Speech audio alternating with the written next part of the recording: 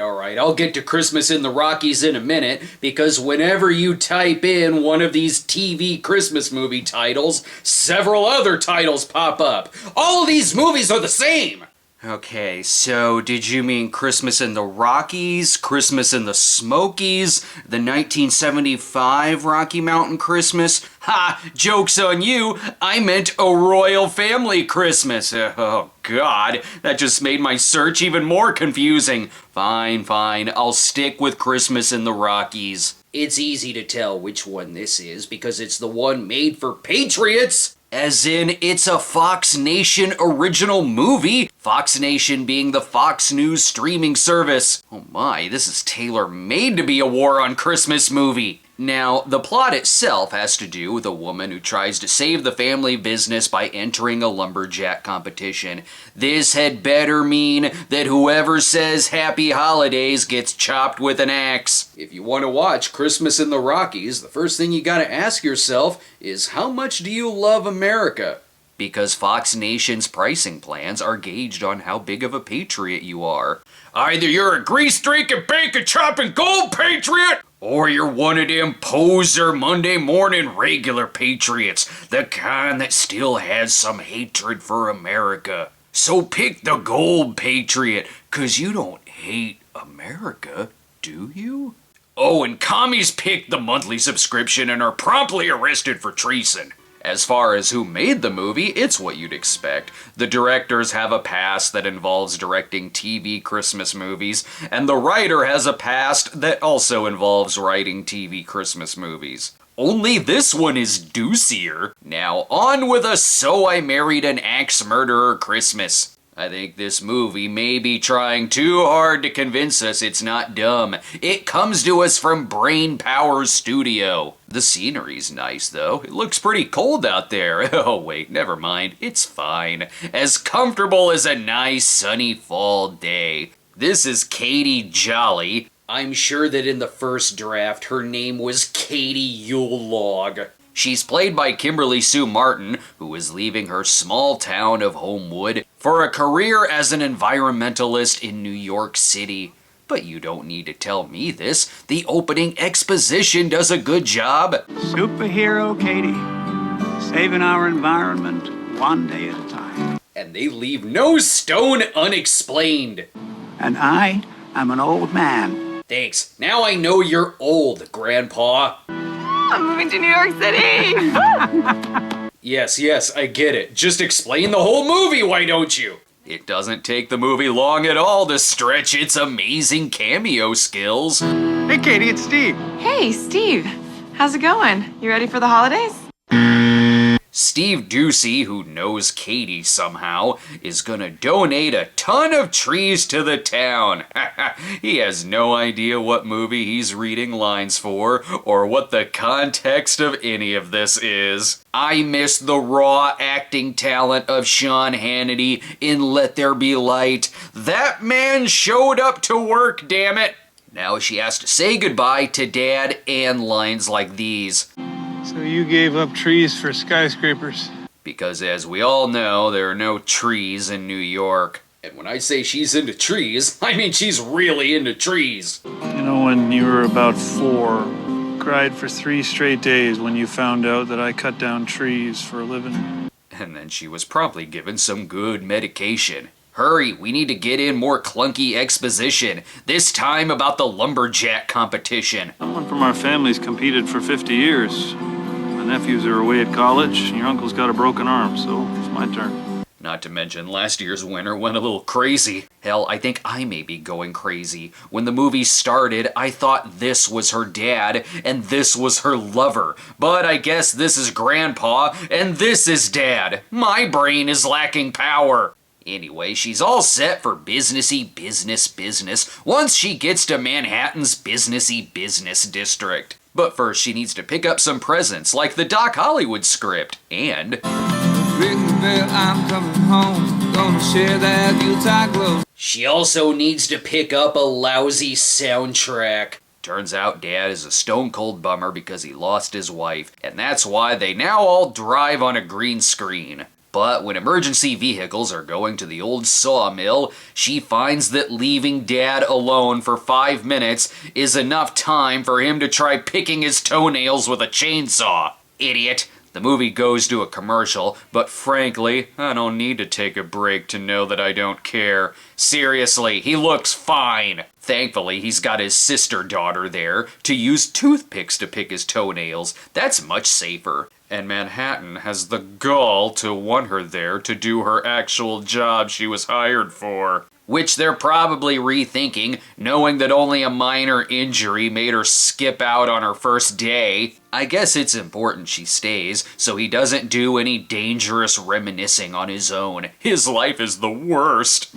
Goodbye to the Christmas lumberjack competition. Truly the biggest tragedy of the year 2020. But without cash from the lumberjack competition, they'll lose their business. Maybe Dad shouldn't have spent his Christmas bonus buying Rod Blagojevich's hair. Someone bring in some good news! I'm not going to New York. I've already made up my mind. They've replaced me. It's done. Katie, The most emoting we got out of this guy is his shock that he's raised an irresponsible daughter. As you can see, Dad is in such bad shape, she goes to a bar and plays darts. Oh, he must be in dire condition. Katie, I know things may seem bad right now. My father almost died. Yeah, he was nearly exaggerated to death. Seriously, even puppies can take care of this guy. Maybe they'll teach him how to work Skype. this is a surprise. And you're as generous as ever with your compliments. Whatever, get to the lumberjack competition. Guess this means you're out of the Christmas lumberjack competition, huh? So much for our family tradition. Thanks, I nearly forgot. It's not like you've mentioned it a dozen times so far. I love that they need to add in extra ADR just to clarify these two haven't seen each other in a while. Good night, Gordy. Good night. I haven't seen her in forever. Also, she's my favorite customer. Anyway, the love interest music begins playing, so Katie appears to be interested in a paramedic named Harrison Brock. Why is it that whenever a movie like this tries to give a character an ultra-straight masculine name, it ends up sounding like a gay porn? Who directed this anyway? Amy Force? Justin? Is this a porn? Let's ask the executive producer. What? Okay, enough of that. She takes his lumberjack contest brochure because if she wins the competition, she can save the family business. I pray to God this gets summed up with a training montage. I don't want to see Grandpa just reading the manual for the next 30 minutes. First things first, if she hits this target, then the next step is chopping Leonardo DiCaprio out of handcuffs. On the plus side, there is a montage, but on the downside, you have to listen to the soundtrack when we all know what songs should be used. I'm a lumberjack and I'm okay. I sleep all night and I work all day. While Katie is training, these numbers, damn these numbers, these goddamn numbers. But there's an emergency. Dad has some change stuck in his boot. For the love of God, he's fine. Go to Manhattan and do your job. I guess Harrison is not just a paramedic, but also a physical therapist. We will make damn sure he's your love interest if we have to give him 20 jobs. He's a real hero. You know, he practically saved your old man's life, right? You're 7 years older than me, Dad. Seriously, if you showed me this still shot, I'd have to think hard about which one her love interest is supposed to be. They all look the same age. The training is intense. She's got lumberjack arm. It's a giant gash barely holding on to the bone. So Harrison is like the opposite of Katie. He comes from New York City, but figured this place would be nice. So you moved to the Rockies because you visited once. Yes, keep judging. Girl who threw away her Manhattan job because Dad stubbed his toe. Jesus, this place has more Christmas decorations than Fox News has flags. This scene has more decorations than dialogue.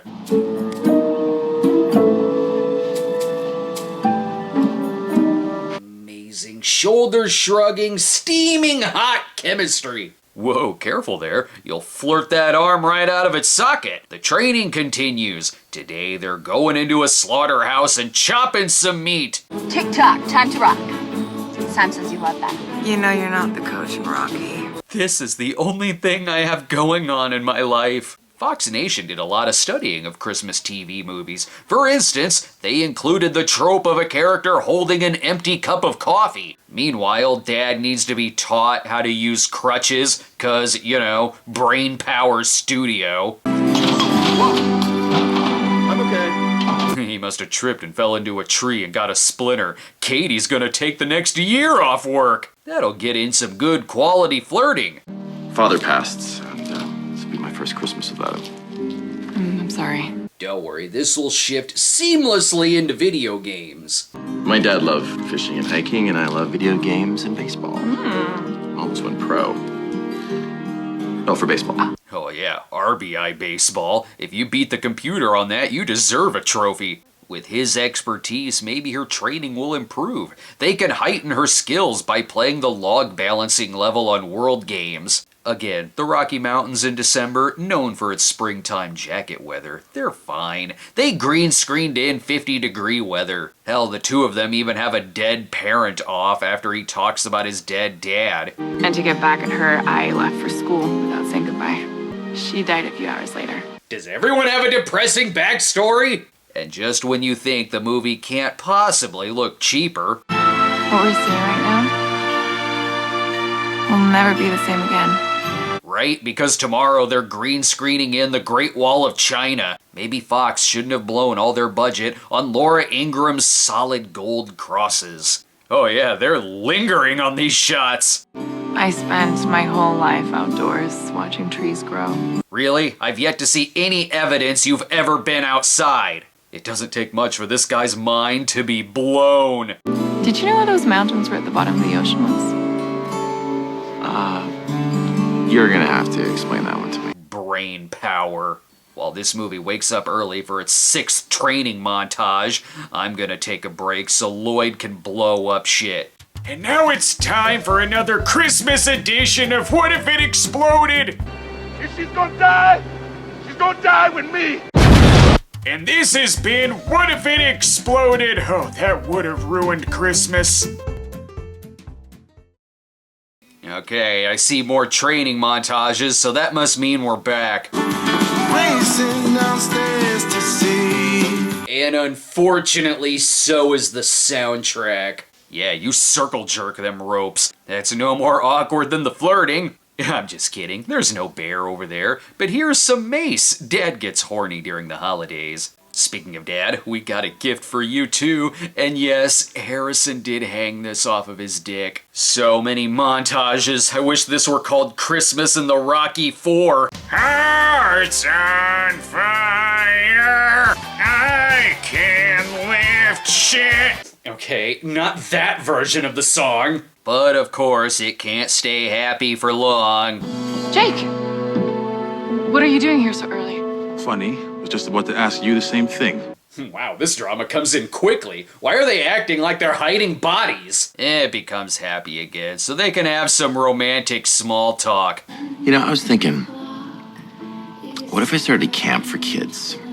Harrison, I've never been so turned on. So suddenly Harrison wants to start a hiking camp for kids. That would be his 21st job. I guess she is turned on by hiking camps. Classic Harrison Brock vibrator. I'm just kidding. You could feel this sexual tension.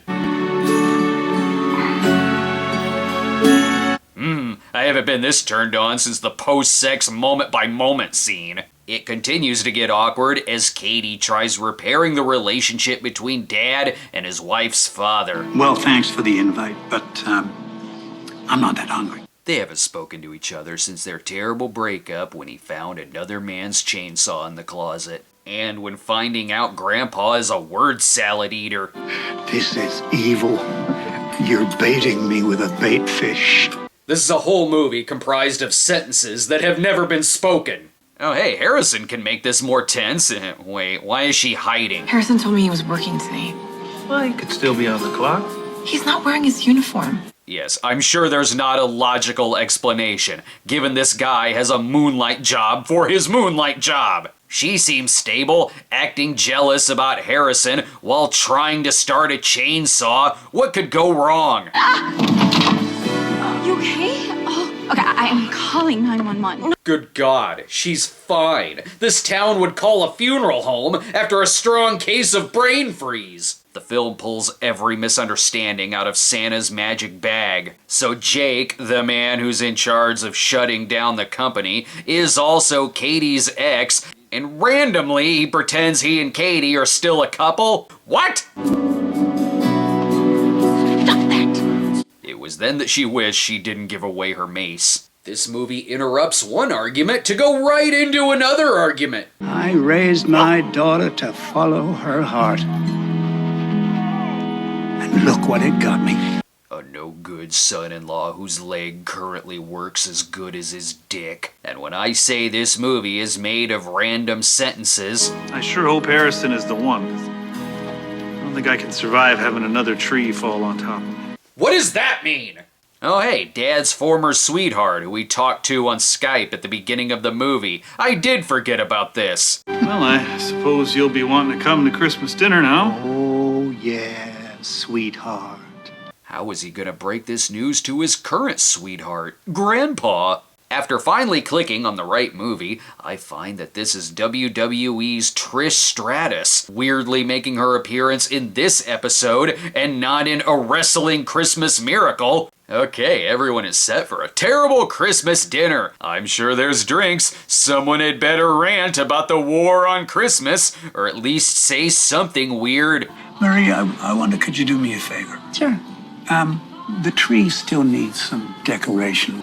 He can show you where the ornaments are. Uh-huh. Can I wait until after dinner? Or you can do it your own damn self? Doesn't matter. Dad doesn't want any yucky girls. I'm too old to be chasing after girls. Right? Next month he'll be 39. Everyone here seems horny. I think these two are gonna bang right on the pie. Thankfully, she explains that she and Jake are not currently together, 'cause no shit. And she finds out that when he said he was working, he actually was working, because it had already been established that he's also a personal trainer. All of this should have been explained to the other person hours ago. Great, now he thinks she's freaking crazy and paranoid. They can commence with the flirting! Thanks for dinner. Welcome. Or not. What are you, 13? Do you need a singing crab to tell you to kiss the girl? Seriously, even at the lumberjack competition, she comes across as Charlotte York crazy. Yeah, but I want to thank him for taking care of your head injury. There was no head injury. Hey. She'll definitely win, though. She has Wonder Axe. Every jolly has competed with it for luck. Dad used this axe when he used to be the town's paramedic. I really hope this just turns into a game where they have to hunt each other with axes. Finally, a movie where I can show the pounding of good hard wood. There will be a lot of montages here, an excellent time to put back on the good lumberjack music. Cuts down trees, wears high heels, suspending and of Right now, Katie is in 4th place, but will get the edge when she puts naked pictures in the pies. On the plus side, her replacement in Manhattan didn't work out, so maybe she could still work for businessy New York business. Only she needs to start immediately! But what about this delicious, handsome dinner? And Dad? My dad needs me. Hey, your dad is improving every day. He was fine to begin with. Harrison makes the horrible mistake of being supportive of her career. The nerve of this guy. So you don't want me to stay? That's not what I'm saying. She's in quite the conundrum. Manhattan has career. Homewood has Harrison dick.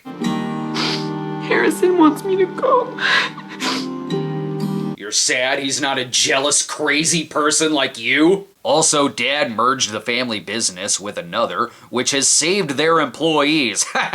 This competition didn't need to happen to begin with. We still laugh, though, like the prospect of Dad having a romance. She thinks I might be a good navigator.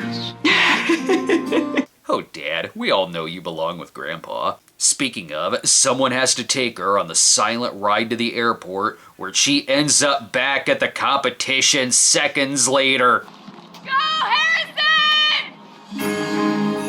No, don't look at me. Maybe don't yell at the man who's about to work a giant saw. So Katie is staying so she and Harrison can start their dream of a hiking camp. Plus, she's got fruit! I brought you snacks. Given that Dad already saved the company, I have no reason to care who wins this. Oh good, Katie won. Whatever, if this were a Super Mario Bros. 3 competition, Harrison would have won. Settle down, this plot isn't important enough for a speech.